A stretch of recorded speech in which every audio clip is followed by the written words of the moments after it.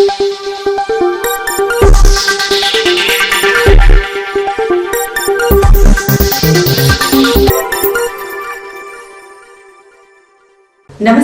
Telangana 24 news కి స్వాగతం. మన తెలంగాణ మన వార్తలు. నేను సంధ్య. హస్మత్పేట్ సర్వే నెంబర్ 1లో ప్రభుత్వ భూమిని కాపాడిన హైడ్రా అధికార యంత్రాంగాన్ని పాతబోయినపల్లి భాజపా నాయకులు అభినందించారు. పురావస్తు శాఖకు చెందిన ప్రభుత్వ భూములను అన్యాక్రాంతం చేసి నోటరీ ప్లాట్లుగా విక్రయిస్తున్న నేపథ్యంలో హైడ్రా తీసుకున్న చర్య పట్ల హర్షం వ్యక్తం చేశారు. హస్మత్పేట్లో పురావస్తు శాఖకు సంబంధించిన భూమిని గత బీఆర్ఎస్ ప్రభుత్వంలో ఉన్న నాయకులు, ప్రస్తుత కాంగ్రెస్ నాయకులు పూర్తి స్థాయిలో కబ్జా చేసి పేద ప్రజలకు అమ్మి వారిని మోసం చేసినట్లు తెలిపారు. పురావస్తు శాఖకు చెందిన భూములలో నకిలీ పత్రాలు సృష్టించి నోటరీ ప్లాట్ల రూపంలో దళారులు పేద ప్రజలకు విక్రయించడం వెనుక స్థానిక నేతలు ఉన్నట్లు ఆరోపించారు. హస్మత్పేట్ కూడలి వద్ద ఉన్న పురావస్తు శాఖకు చెందిన భూమిని సైతం ఆక్రమించి బహుళ అంతస్తు నిర్మాణాలు చేపట్టారని, వాటిపై కూడా హైడ్రా చర్యలు తీసుకోవాలని కోరారు.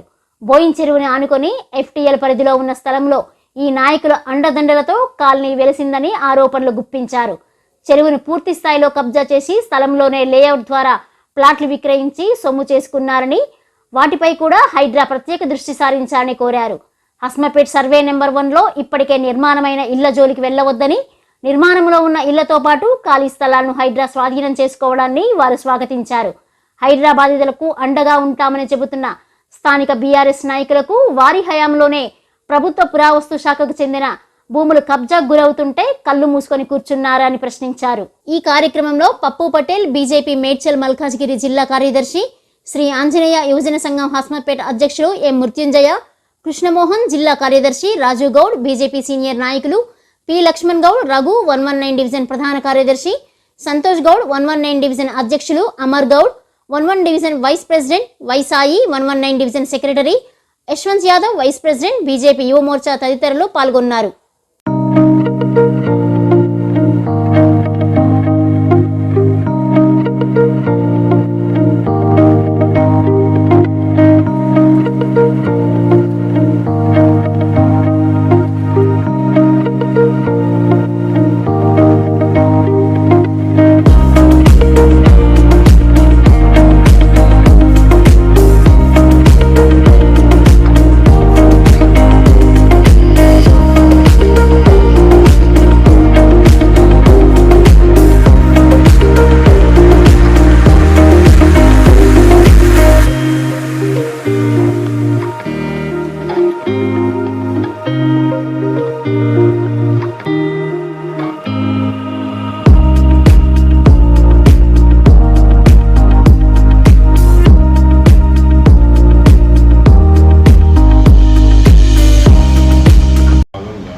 ఎంతోమంది అమాయకులు వాళ్ళకు అవగాహన లేకుండా రోజువారీ కూలీలు, మార్కెట్లో కూలీలు, వాళ్ళు ఏదో పొదుపు చేసిన డబ్బులతో అక్కడ భూమి కొనడం జరిగింది. వాళ్ళకి తెలియక ఆ భూమి కొని ఈరోజు వాళ్ళకు అన్యాయం జరిగింది. ఆ అన్యాయాన్ని దృష్టి పెట్టుకొని ప్రభుత్వం ఎవరైతే, ఏ నాయకులైతే, ఏ వ్యక్తులైతే దాని ఇంకా భూమి వెనుకలు ఉన్నారో, ప్రభుత్వ భూమిని వాళ్ళు ఎలా అయితే వాళ్ళకు అమ్మారో ప్రభుత్వం వెంటనే వాళ్ళపైన చర్య తీసుకొని వాళ్ళకి కఠిన శిక్షించాలని మేము డిమాండ్ చేస్తున్నాం. ల్యాండ్ మాఫియాకు సంబంధించిన నాయకులు మాకు తెలియదు, మేము చూడలేదు, ఏ డాక్యుమెంట్లో కూడా ఆ నాయకులు ఉండడం మాకు తెలియదు. వచ్చినప్పుడు కూడా అదే ప్రశ్న వాళ్ళని అడగడం జరిగింది. అయితే వాళ్ళు ఎవరికైతే అన్యాయం జరిగిందో వాళ్ళని అడిగాం మేము, ఎవరు అమ్మారు మీకు, ఏం సంగతి అంటే బ్రోకర్లు అంటున్నారు. వాళ్ళు భయపడుతున్నారు, ఎవరైతే వ్యక్తులు ఉన్నారో వాళ్ళ పేర్లు చెప్పడానికి భయపడుతున్నారు. మేము వాళ్ళకి ధైర్యం ఇచ్చాము, ఏం కాదు మీరు వాళ్ళ వ్యక్తుల పేర్లు చెప్పండి, చెప్తే వాళ్లకు కేసు పెట్టి వాళ్ళపైన, మా ఎంపీ గారు చెప్పారు, హామీ ఇచ్చారు, వాళ్ళపైన కేసు పెట్టి వాళ్ళకి తగిన న్యాయం చేస్తానని హామీ ఇచ్చారు.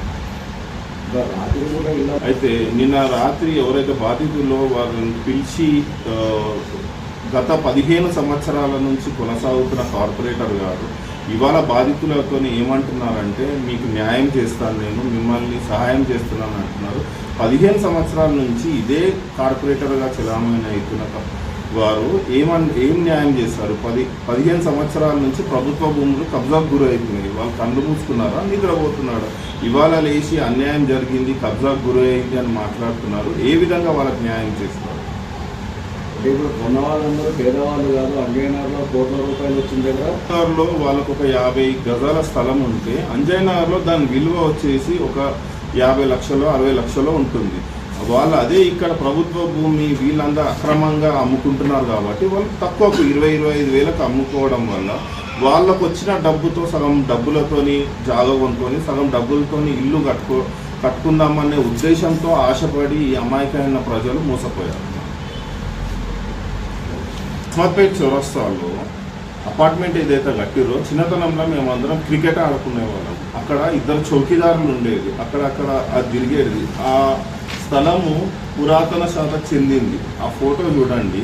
అప్పుడు మేము ఆడుకునేటప్పుడు అప్పుడు అదే ప్రాంతంలో చంద్రబాబు నాయుడు గారు ఏదైతే ఉండేనో అప్పుడు ఇదే టీడీపీలో ఉన్న అప్పట్లో టీడీపీలో ఉన్న కృష్ణారావు గారు అక్కడ మీటింగ్ పెట్టాలని చంద్రబాబు నాయుడుతో మాట్లాడి ఈ 6100 గజాలు ఉంది, ఇది ప్రభుత్వ భూమి, దీన్ని డెవలప్మెంట్ చేయాలని అప్పట్లో ఇక్కడున్న నాయకులు టీడీపీ నాయకులు వెళ్ళి చంద్రబాబు నాయుడుకి లేఖ ఇవ్వడం జరిగింది.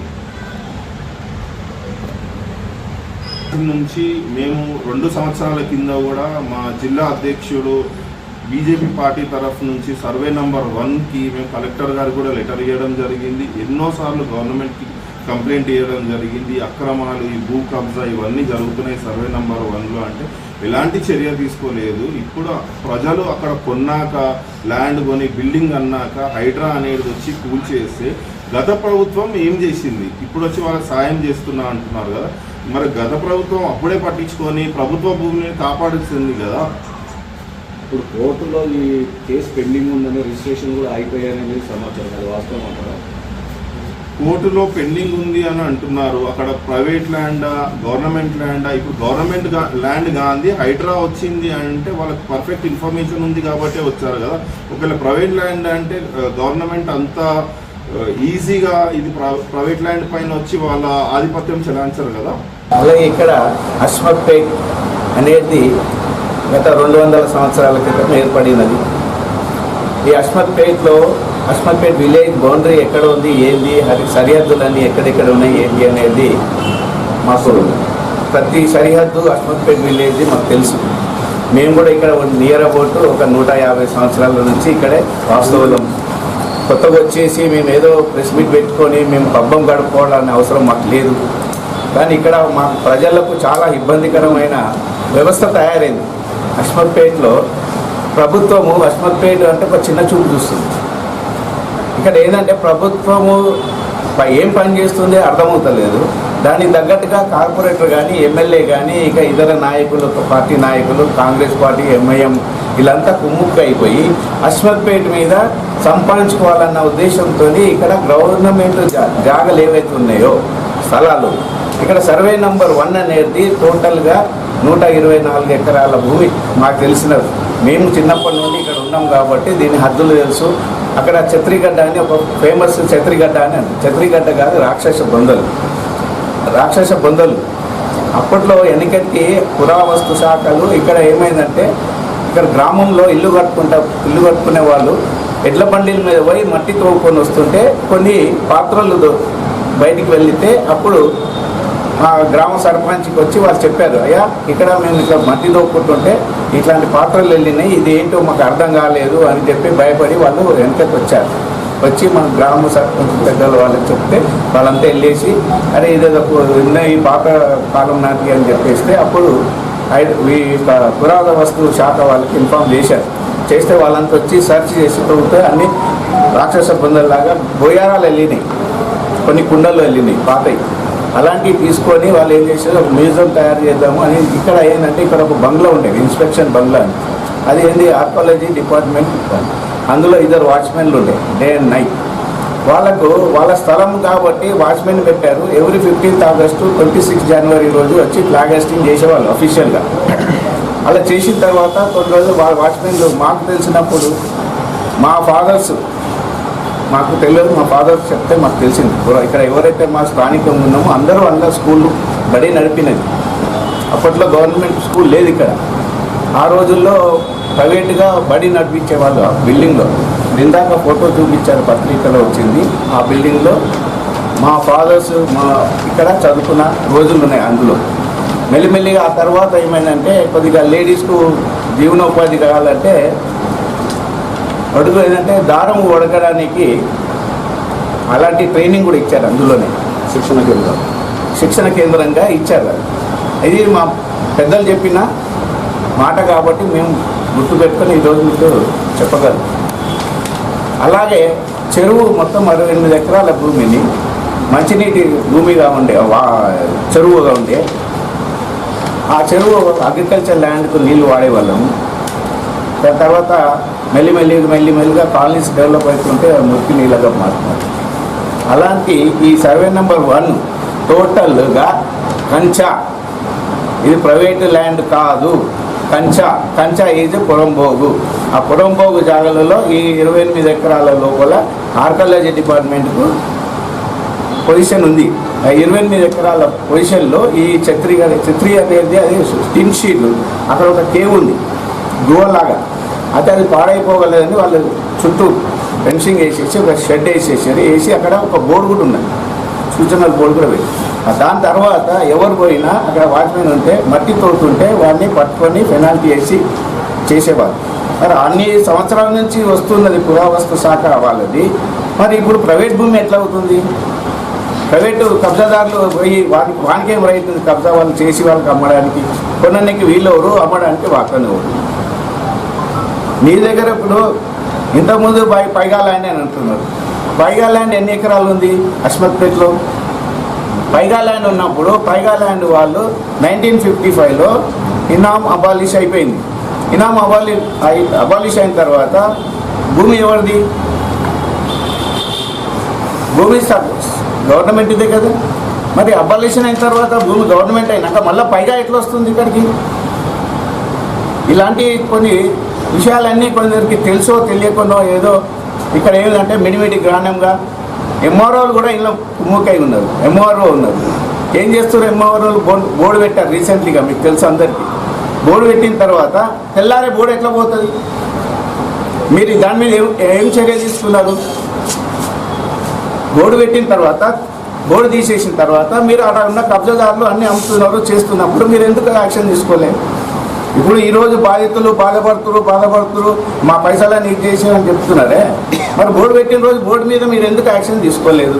తహసీల్దార్ వాళ్ళు ఈరోజు హైడ్రా వచ్చింది, తీసేసారు. హైడ్రా ఎందుకు వచ్చింది? గవర్నమెంట్ భూమి మీద వచ్చింది కదా. ప్రైవేట్ భూమి మీద హైడ్రా రావడానికి హక్కు ఉందా? సరే, ఇప్పుడు ఎంఐఎం పార్టీ వాళ్ళది ఉన్నది, వాళ్ళ రంగంకి ఎందుకు పోతలేదు? హైడ్రా కూడా చర్య తీసుకోవాలి కదా. హైడ్రా చేసుకున్నప్పుడు ఇక్కడ చిన్న కుటుంబాల మీద విరుచుకుపడ్డారు అని అంటున్నారు ఈరోజు లీడర్లు అంట. మరి మీ లీడర్లే కదా కబ్జాలు పెట్టేసి పెద్ద పెద్ద బిల్డింగ్లు కడుతున్నారు. దానికి పరిష్కారం ఎవరు చేయాలా? ఇప్పుడు ఎవరైతే మీరు అమ్మిర్రు కొన్నారు అంటున్నారు కదా, అమ్మిన వాళ్ళ వెనక ఎవరున్నారు బ్యాక్గ్రౌండ్, వాళ్ళందరినీ కఠినంగా శిక్షించి వాళ్లకు నష్టపరిహారము ఒకటి కాదు 10 ఇంతలు ఇప్పించే బాధ్యత ఎవరిది?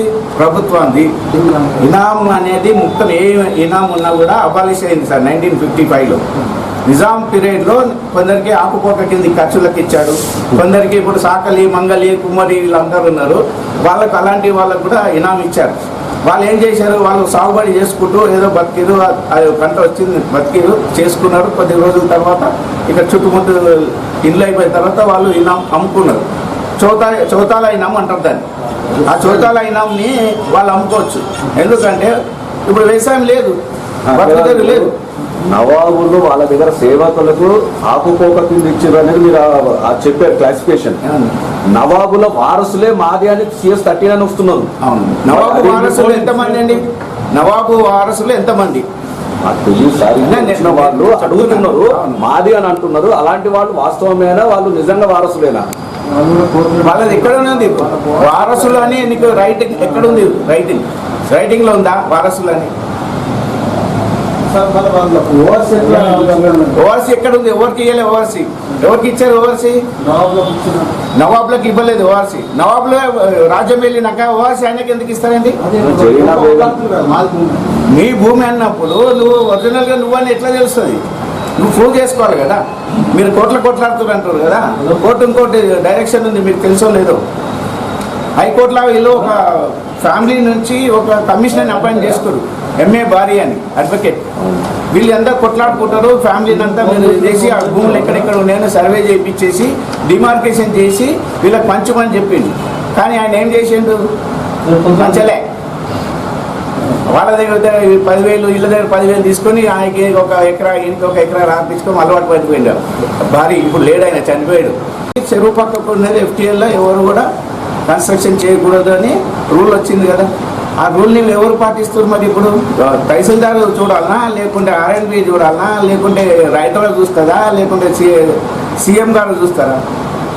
రెవెన్యూ అధికారులు చూడాలి. బఫర్ జోన్ ప్లస్ FTL అని చెప్పి సర్వే చేసినప్పుడు మేము సర్వే పెట్టాము. రోజు కంప్లైంట్ ఇస్తే కలెక్టర్ నుంచి, అప్పుడు రంగారెడ్డి డిస్ట్రిక్ట్ కలెక్టర్ ఉండే హైదరాబాద్ లగ్రీ కప్పుల్లో సర్వే పెట్టారు. మేము దీంట్లో ఇచ్చాము, ఏదో ప్రజావాణిలో కంప్లైంట్ ఇస్తే ఇదే complex multi storage building complex ఇస్తే ఎంక్వైరీకి వచ్చారు. ఎంక్వైరీకి వచ్చినప్పుడు మొత్తం ప్లాన్ అంతా చేసి పోయారు. చేయడాక మేము ఎవరికైతే అలాట్మెంట్ చేయలేదు, సబ్ డివిజన్ చేయలేదు అని మాకు ఒక మెమో ఇచ్చారు. ఆ మెమో ఇచ్చినప్పుడు మేము ఏమనుకోవాలా, ప్రభుత్వం ఆధీనంలో ఉన్నప్పుడు ప్రభుత్వం భూమి అనుకుంటాం. సార్ ఇప్పుడు సాధువులది సార్, సాధువులది కూడా FTL ల్యాండ్, అది కూడా సర్వే నెంబర్ 1. మరి అక్కడ కాలనీ వెలిసింది.